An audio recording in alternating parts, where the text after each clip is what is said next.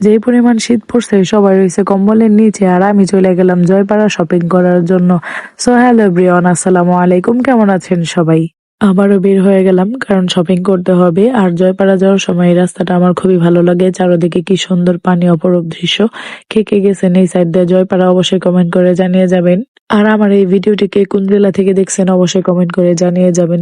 So এই যে জয়পাড়ার কাছাকাছি আমরা চলে আসছি, এই জায়গাটাও আমার খুব ভালো লাগে। তো চলে আসছে জয়পাড়া, রিক্সা থেকে নামার পরে দেখি এই মামাটা অনেকগুলা ফুল গাছ বিক্রি করতেছে, আর কি সুন্দর ফুল ফুটে রয়েছে। আমিও একটু ভিডিও করে নিলাম।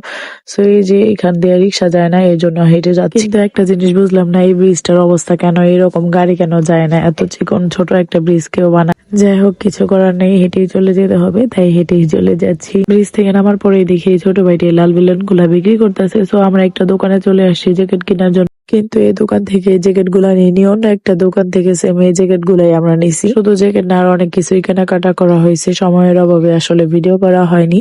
তারপর বাইরে কিছু কেনাকাটা করলাম, কিনতে কিনতে রাত হয়ে গেল, বাসায় চলে আসলাম। ধন্যবাদ সবাইকে ভিডিওটা দেখার জন্য।